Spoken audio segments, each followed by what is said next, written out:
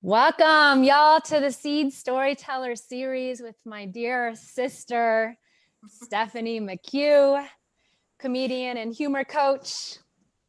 Thank you so much for having me, Sarah. Thank you for being here. This is so awesome. So we're both coming to you from Colorado, but we're each in our own spaces. She's in her living room, I'm in my office, and y'all are so welcome to be with us from wherever you're coming from. And get ready to be inspired to find a bit of your story in my soul sister Steph's, and to learn and to laugh a lot, because that's her jam. That's what we do here at the Seed Storyteller Series, is we learn from each other and we find a bit of our next steps, of the clues for our journey in each other's stories. So Steph, thanks for joining. So glad you're here. Having me. Yeah. And Steph's going to chat with y'all for a minute while I take a minute and share this to my Seeds page. So go for it, sister.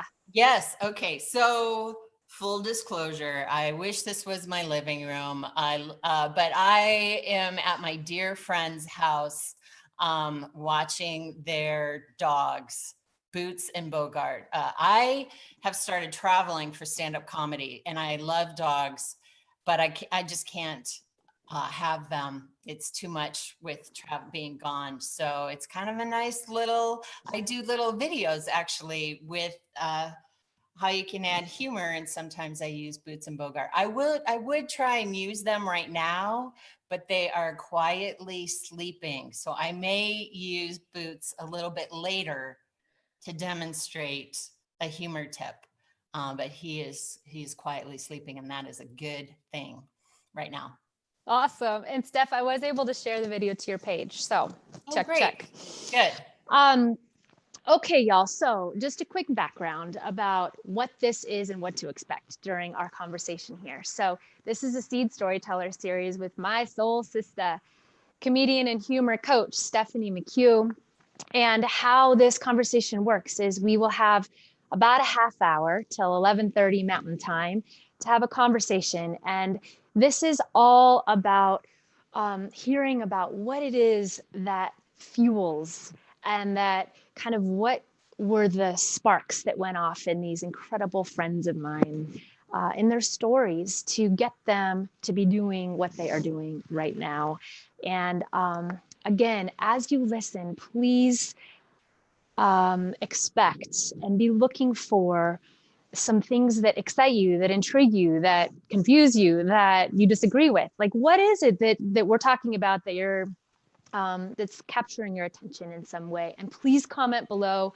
Please like, emoji, do all the things. And when you think of someone that you imagine would really enjoy hearing Steph's story, please share this with them, because that's how we share the love and build connection.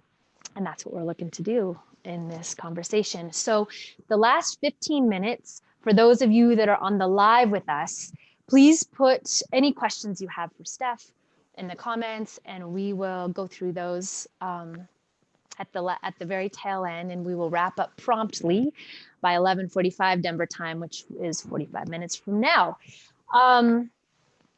And just for those that are brand new to the Seed Storyteller Series, the idea for this is having this beautiful, it's kind of like this prism of all of these different ways that people are lighting up the world, that people are making a difference, and believing that each one of us is part of that prism, that each part of us has a unique way to make a difference. And so as we hear all of these diverse storytellers, diverse change makers talk about what they're up to, the goal is that we celebrate each other, that we learn from each other, and that we get some clues for our own unique ways to make a difference. So that's why Steph is with us today. So psyched that she's here. And before we dive into our conversation with Steph, we're going to do what we always do in the Seeds of Exchange world, which is start with a place of pause. And we do that because we so believe that our world is just running at breakneck speed. And a lot of times I think we need a moment to pause, a minute to catch your breath before we can let even Steph's amazing story sink in and take root. So if coffee on that too. Cheers. Cheers. So if you find yourself on a breakneck speed sort of moment, this is for you. And please just enjoy a moment of peace, a moment of catching your breath. So I'm going to read just a short little bit from my book, Soulfully Ablaze. And if you are in a place where you can kind of settle in and take a breath, maybe even close your eyes, please do. And I selected a small portion of a section that I wrote called Trusted Soul Friends, because that is what Steph is to me. So enter deeper still into the mystery that the capacity and the provision of trusted soul friends, it's breathtaking and game changing. It is here where you discover and uncover the powerful and propelling ways in which we are inextricably tied together. It is here where you are beckoned and empowered to be bold, to be brave, and to be you. So now for the moment to be still, the place of pause. Be still, surrender. In the midst of the reality or dream of having trusted soul friends in your life, this is a moment of quiet. Breathe, be still. Bend to being still. Not doing one single thing. Just be and breathe right here and right now.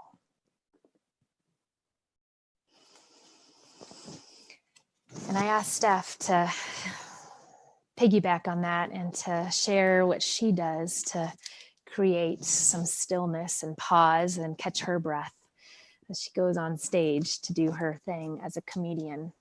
And she's gonna share a story and take us through that.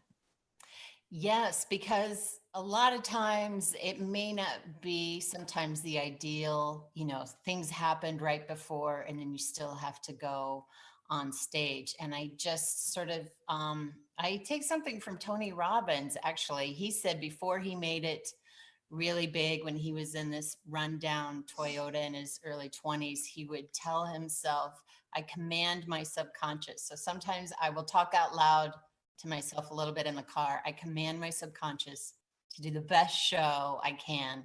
And then I picture people coming to the show, like a young couple, a mom who got a babysitter and she's super excited. They're having a date night. This is more on the stand-up comedy side, so it's their big night out and they haven't gone out in a while and they want to go laugh. And I love it when people come up and say, oh my gosh, I was having such a tough day and we almost didn't come and I forgot how much fun it was to laugh. So I just try to take the focus off of myself wanting to do a good job, that ego kicking in, and try and put it on the people who are coming.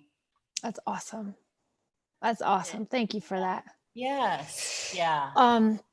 Okay, y'all. So for those of you who are just joining, this is my sister, Steph McHugh, and she's a comedian, a humor coach, and a dear friend of mine. And if you're brand new to her world, in the write-up, I have all kinds of things, Steph McHugh, her website, Facebook, Instagram, all kinds of cool little nuggets for inspired action for you to take a look at and go or down DM this. me too, if you have a question or something, just reach out and ask. Comment below, because we aren't going to be responding to the comments during the live, but we will after. So please, if you have questions, if you have things that you love that she's saying, please chime in, because that's how we have this conversation. And so as we dive in, Steph, to a bit of the why and the who of Steph, I would love to hear a little bit about the moment that I have heard you talk about when you were 13 years old, that kind of was one of the big seeds planted in your life of your passion for how comedy can make a profound difference in the world, and it did in your life. And would you share that story with our Yes, peeps? yes. We moved from Anderson, Indiana to Durango, Colorado when I was like in the middle of 6th grade. So like 7th grade, I was still new there, and I'm 5'9", so I was that height. I wore a brace for scoliosis. I felt so sort of awkward. And one of my, a good friend that I met there, we just became very close, and I thought she was just beautiful. Feathered hair. That Yes. was feathered hair time. Her hair feathered perfectly. I had PE first period. So if my hair made it from the Right. walk, and not Right. many people can say, but I can literally say it was uphill both ways to school in Durango. It was up like that.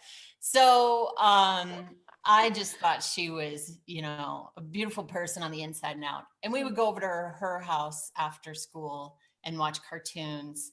And her dad would be there sometimes. And he was an alcoholic and would sometimes, you know, be in a good spot and sometimes not. And one day he said to me, you know, gosh, you're so pretty. And I just sort of froze there for a second. And she turned the TV up and told him to be quiet. And he yelled at her. He told her to shut up. And something shot out of my mouth. I cannot remember what it is. People ask me that. And they both laughed at something. And I just realized the power of humor and how it can really change the tone of a room immediately. And I was hooked.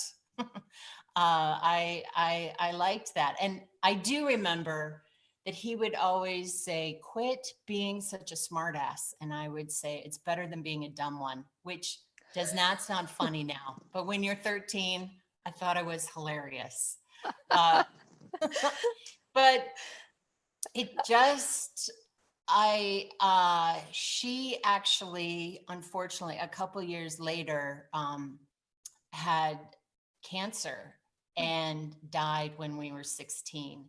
And towards the end, I couldn't make her laugh. And I kind of took that on. I felt bad that I couldn't make her laugh anymore. And I moved to Chicago, got married in my 30s, had 2 kids, and I kept thinking about her mom because her mom was so sweet and kept saying, you know, you should come over to the house after she was gone, and I could never do it. And I wanted to let her know that someone still thought about her daughters, that's, you know, that her memory was alive and that I adored her, being a mother myself. Yeah. And I wrote her a letter and I held on to it for a couple days. And then and then I finally put it in the mail, and she wrote me back immediately. And I always thought her birthday was on November 16th, but it was November 4th. And her mom got the letter on her birthday. Wow. And she said, thank you so much. I feel like we have, you know, an angel looking down over us. It was just very sweet. And it kind of shifted. I sort of thought, why am I not doing things that I want to do? So I took an acting class. I had done acting when I was in high school and things like that. I took an improv class, which if anyone ever wants something fun and sort of be outside your comfort zone, take an improv class. And then I met someone who was a stand-up comedian. He said, you should really try that. And I did. And when was that? I was, I think 34. So 2 years ago. Just kidding. Hopefully not a lot of people laughed hard at that, but it was a while ago. So my kids were young. My kids were in preschool. I have 2 daughters. They're in preschool. The older one is graduating from college in chemistry in 2 weeks. Yes. So So they were young, and my friend Matt Vogel, actually, who has a TED Talk out there, he was doing stand-up comedy at the time, and just kind of showed me the ropes, going to New Talent Night. Comedy Works is an amazing club here in Denver that I got my start on, my first time on stage. I listened to a podcast called The Good One, where I can't remember his name. He interviews comedians about their jokes, and they break down a joke. And he always asks them, which was worse, your first or your second time on stage? And mine was the second time on stage, just like the worst time. So if you feel like, oh my gosh, that was horrible, congrats, you're in the club. You had a horrible time on stage. That's part of the process. So when you started taking that stand-up comedy class, so you're in your early mid 30s, did you love it right away? Like what kept you hooked? What kept you going back? Because I know it's not easy. I know it's not easy. I was so naive when I started. I thought, well, I'll have one bad set in my entire career of doing comedy, but that's it. And that is so not the case. You've got to keep trying new material, and it's not gonna work, but you get stronger. You just get better at it. I want to hear a story. Just a sidebar. I want to hear like your, give us pull back the curtain and give us that was the worst moment on stage in my life, and then the best moment. I want to hear a high and a low. Got it. Douglas, Wyoming, worst. Of course, we always go with. I had a booker, and this was the first night. So that is always kind of a red light right there. So literally, this bar in Douglas, Wyoming, went to this website, said, I want to do stand-up comedy. And this guy somewhere in the Midwest said, okay. And this other guy and I were the first two comedians. And when we show up, the owner said, my wife's not here. She's in jail. I think the police are out to get us. She got us for a DUI. I was married at the time, thankfully, but two guys were yelling about me just from across the bar. And we had a karaoke machine. So it sounded like this, and one guy came up and introduced himself as the heckler, and he did not disappoint. He just tried to do that show. So it was horrible. They had a hotel room for us, and the girls were little. It was early on, like maybe 2 or 3 years in. And typically when you do stand-up comedy, you get yourself to the gig, but they usually have a hotel for you there. But we just got in the car and drove all the way back in the snow. I had a play or like filming during the day. I had that show at night and drove all the way and then filmed again during the day. That was the worst. Okay, tell us the best, where you were like, dang, I did Tony Robbins that. Gosh, there are a lot. I'm trying to think of one. I guess the one that really kind of sticks out to me, and I know when we get off, I'm going to think of some 10 others more. too. Yeah. But I was auditioning for America's Funniest Mom at Comedy Works, and it just was a room full of, other moms. So it just gets on a roll. Wow. I love the energy when you're on stage, and typically in a comedy club or, sometimes there's a lot of great bars and things a good comedy room. It's dark in the audience. They squish you together because laughter is contagious, as opposed to like a couple right here, 10 people over here, 7 people back there. That's why you're like, why is it? That's why it's a great, it keeps the energy flowing. And when it's dark, it just like there is an energy of each individual crowd. And I just loved the energy of that crowd and the laughter coming back. There's a couple other times too, I've had the privilege of working with Kathleen Madigan, who has a couple Netflix specials. And so in theaters too, just it's a little bit different because you're not as close to the audience. Yeah. But they were just on board and it just rolls. So that is another time. I think my family was there too. So that was kind of cool. Yeah. In Colorado Springs to do that. So those were two of the best, that Douglas, Wyoming. And then the second time I went on stage, those are definitely in the top two. Bad. Yeah.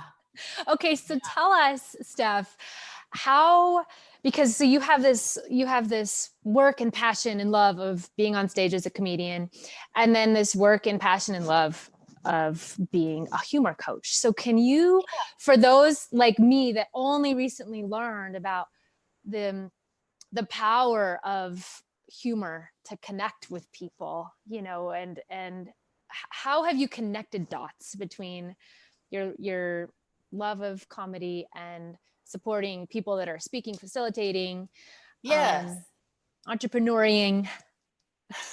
Because I get asked sometimes too, are you teaching stand-up comedy? And differentiation is no, I'm not. I totally support anyone who wants to do stand-up comedy. I love it. It is fun. It is, even when it's horrible, I keep coming back for more. And it's not horrible that often, but for that, I feel like go grab 2 beers, find an open mic, go to a bar and give it a shot and just keep working it.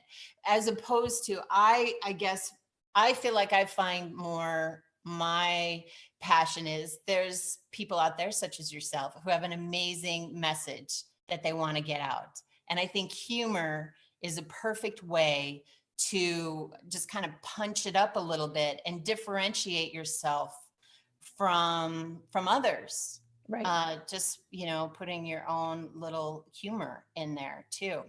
What's that bit that you told me about how important it is to get people to laugh really quickly, and why is it important? It was like in the first minute or something. Oh, like in the first, or what's 15 seconds. 15 seconds. Oh yeah, I don't have a minute. Well, that's gracious me. But still, that might be. You just gotta go too long. Hit it, and then go. We're gonna talk about children in Africa. It's too much of a. It doesn't support. The humor has to support your, story, or that works the best. Right. Humor is also a great way, Sarah, and I think you're very good at this too. This is my talking stick. I just realized. Wait, the chew stick? Two dogs and 1 chew stick. So let's just keep our fingers crossed that no small animals go in the neighborhood, because could get loud.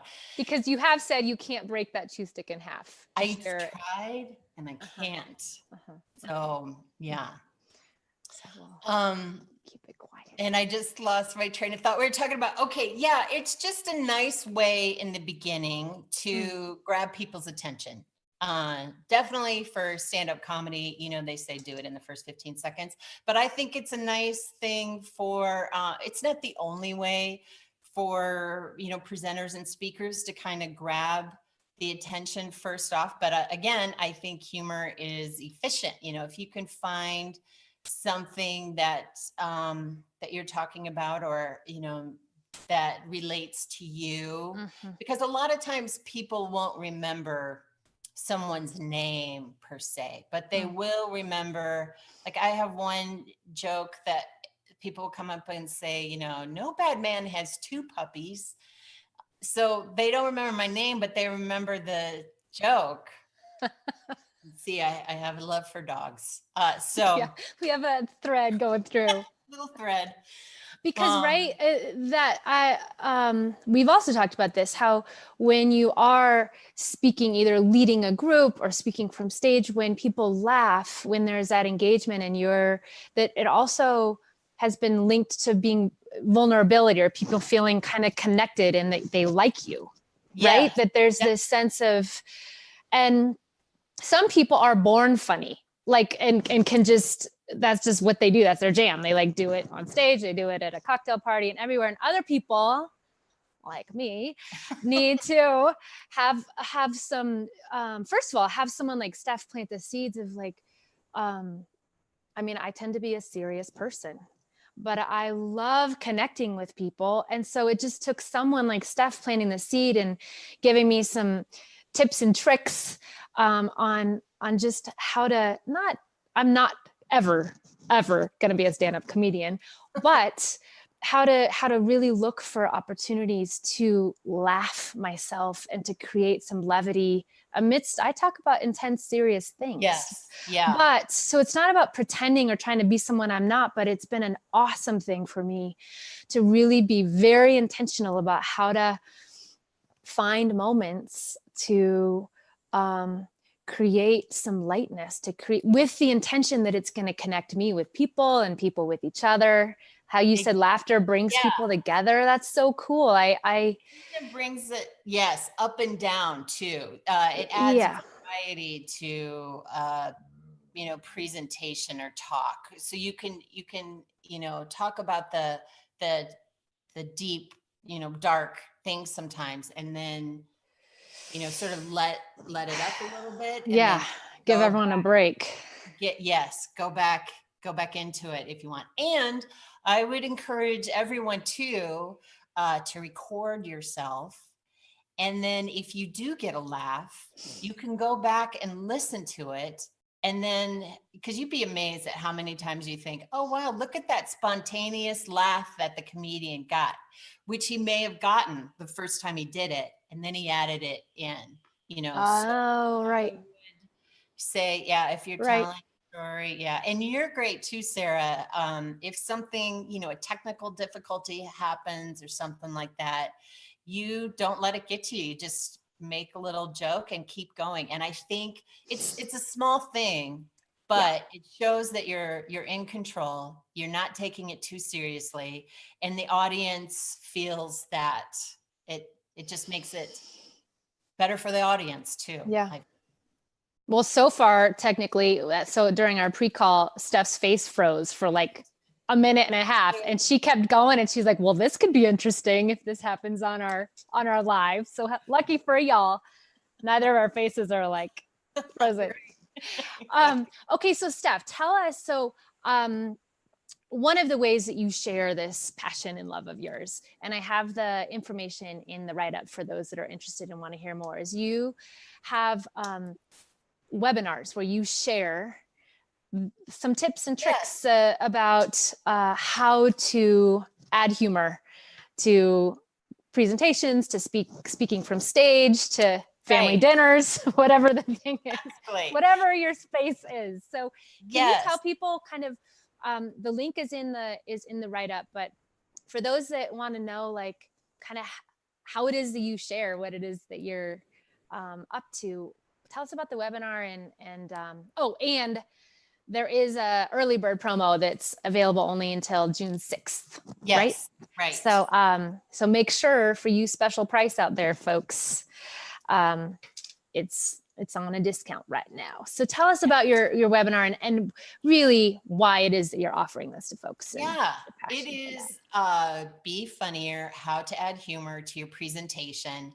And I basically kind of break down tips or techniques from stand-up comedy, and show examples in stand-up comedy that you can use in your presentation. So just kind of break it down, and also too, help people pay attention to what makes you laugh. That would be something that I would challenge everyone on this call to do. Like, spend the next 2 days, and if you laugh, go, why did I just laugh there?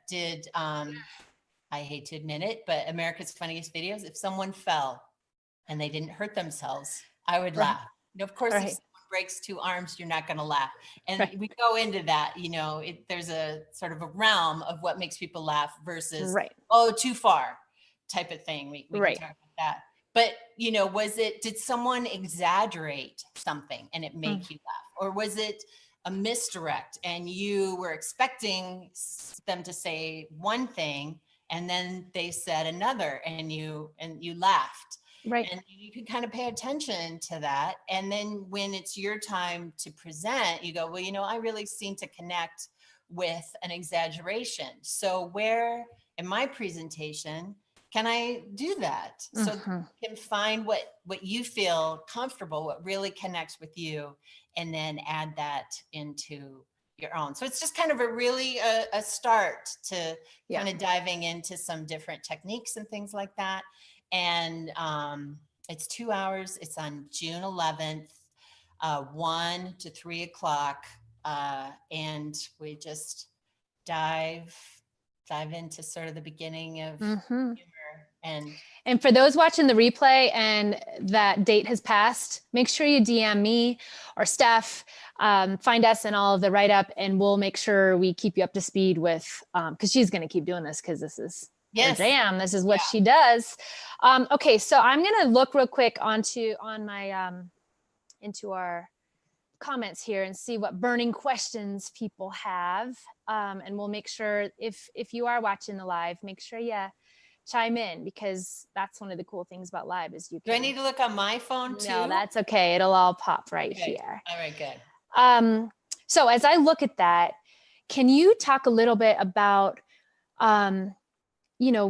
moments that you have, like, we'll call them moments of transformation with people that you have been working with that make you kind of more compelled at why this is important and why it helps. Yeah. Like people that were able to take some of your tips and tricks and work them into their life and work them into their presentations and things get better. Like, tell us a little bit. And I'm going to look at, when I'm looking down, I'm looking at our comments here real quick. I'm just realizing I was meaning to tell my mom about this. I know she would have had a question, but she's not on.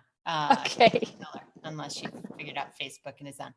I would say I really do. And it just warms me up when I see someone who's taken the webinar and then I see them speak and they just get a laugh. And I can't, it's very subtle. Like I don't feel like I can take all the credit, because kudos to the people to get out there and try it. And I would say too, if you go, well, I tried it once and it just didn't work. Again, you're in the club. Yay. It doesn't always work on the first time.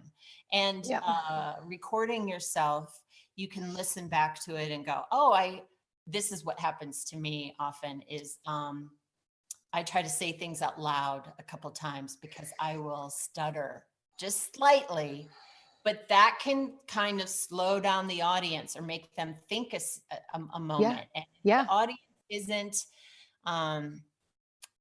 if they're thinking, then they're not laughing per se. They have to think about it for a second. So I just love seeing someone that has taken the webinar or that I've coached, one-on-one, and then they get up there and they're a little more confident and the laughs come for them.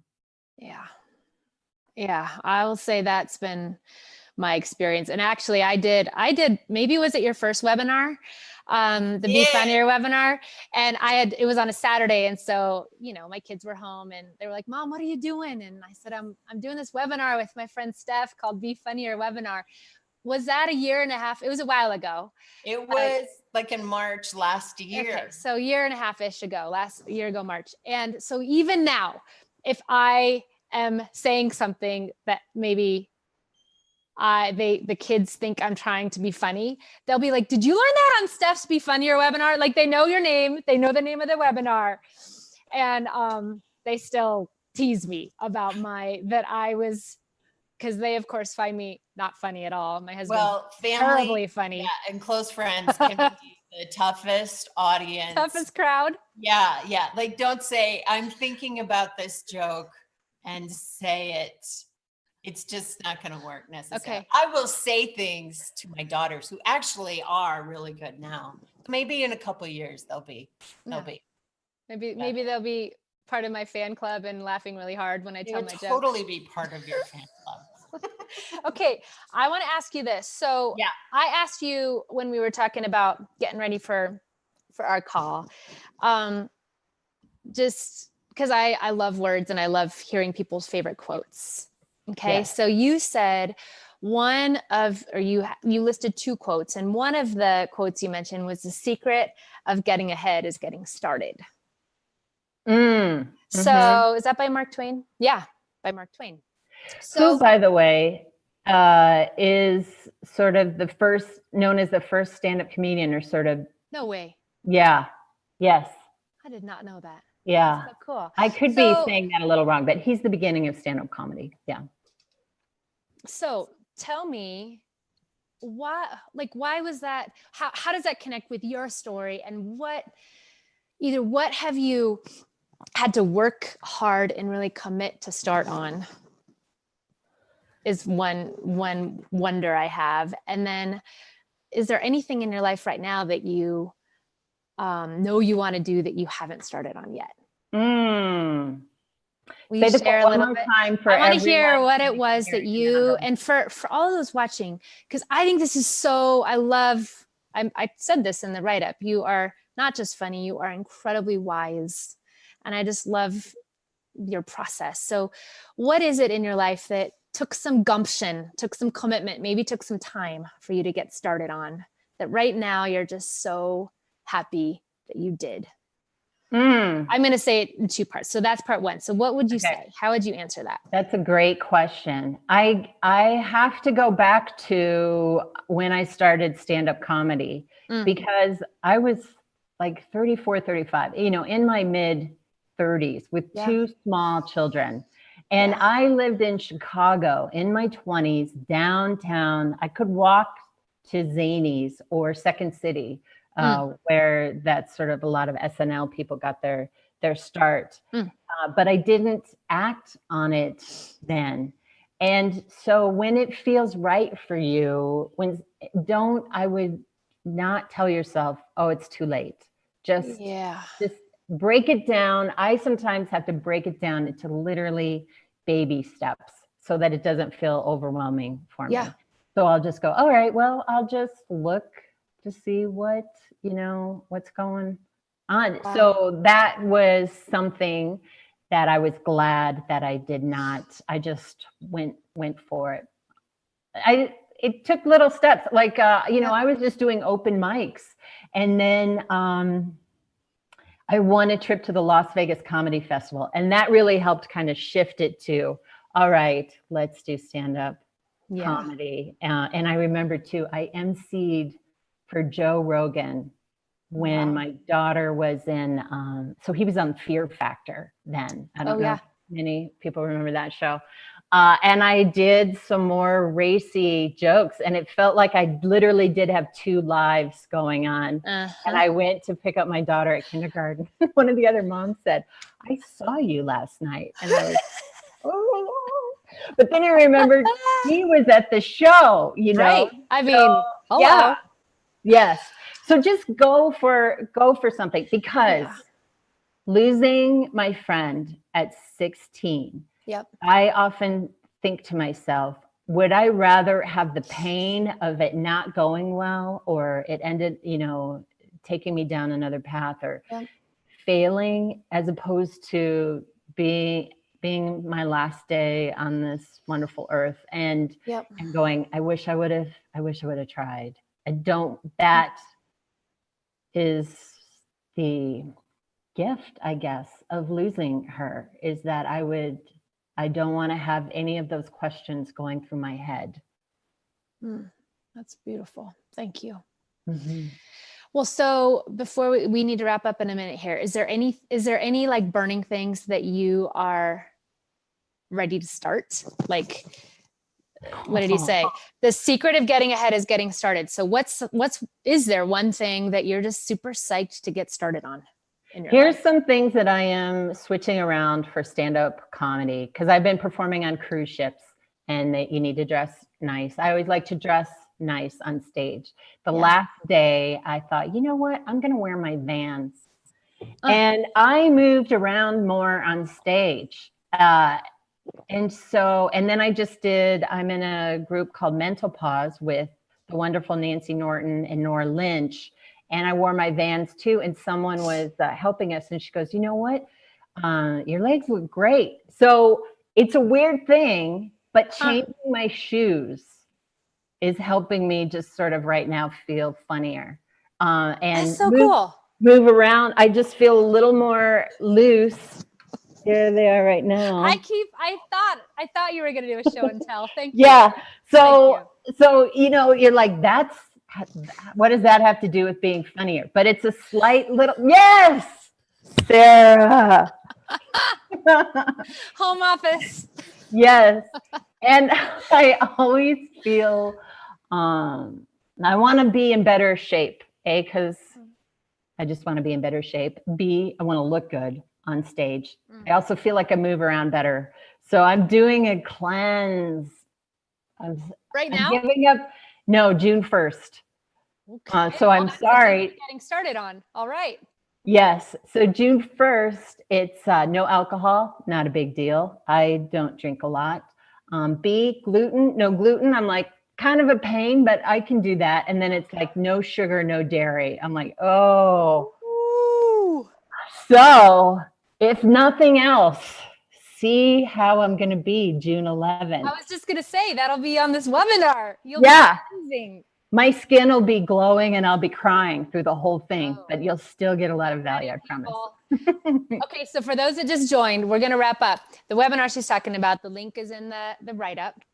And please check out the write-up because there's a whole bunch. There's Steph's website and Facebook, Instagram, and all the cool ways you can loop in with who she is and what she's up to and join in. And if you're watching this, we profoundly believe that there are no accidents and that it's destiny, that you connect with one or both of us.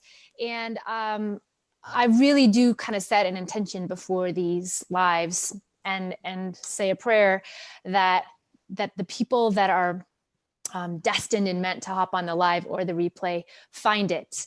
And so if that's you, we're so glad you're here. And we are so hoping to have this be a conversation that doesn't end here and that has some ripples of continuing. And I also want to make sure that I say, we've been talking a lot about comedy and a lot about being funny. But for those that have been on the whole live with us, you know that some of Steph's why and Steph's work even has come out of like her commitment to bring some lightness and some levity into dark, challenging places. And if you are in a place of just a hard season, a hard moment, our hearts are with you.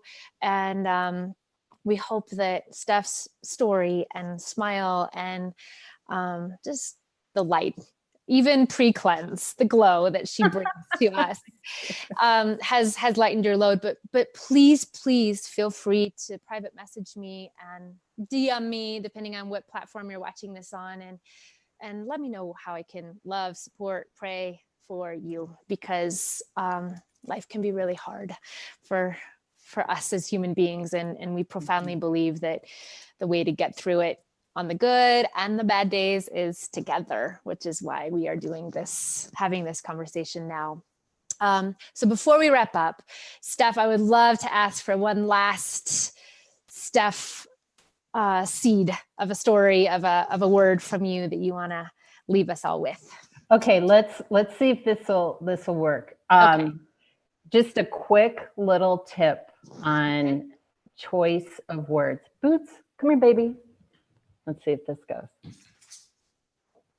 So, you're telling a story and you just kind of want to put a little bit in there. Can you see him?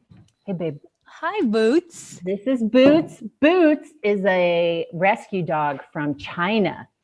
Oh, God. Here he is. Okay. So here he is. Hold on. So you could say a word like, Boots, come here, babe. Let's say you're telling a story. You could say rodent, or you could say squirrel. You could say squirrel. Whoa. She's like, where? Good boy. Just kidding. That was super mean, but he was a huge help. The K sound, and I know the squirrel, we're kind of stretching it a little bit, but K is a funny sound. Like for babies, we go coo, coo, coo. And that's universal too, throughout humankind. So if you're telling a story and you're going to the grocery store, find a funny thing that you're getting, even though that, in the story you may have gotten macaroni or something. Find a funny word, or if you're going, like, for example, I have a story where I had, I'm getting all over the place. Let me stay with the K sound though, because Jerry Seinfeld has a podcast. Do you know what the name of the podcast is? No. Comedians in Cars Getting Coffee. There's a lot of different ways he could have said that, but he is a master and very, precise with his wording in particular. So comedians in cars getting coffee. The K sound is a funny sound. Cookies, cake, kumquats. If there's it's just a little thing, but you can exaggerate when you say it, and you might just get a little laugh out of it. And then you keep building on that. And next thing you know, you got a funny little story. I'm going to try that with my family, and I'm going to report back and see if I can get a laugh from the hardest audience in my life. It's happening. I'll report. I'll post in the comments below. I'm with you. Yeah, I know you can do it. So y'all, for those, again, on the live and on the replay, thank you for joining us and for being a part of this conversation. See?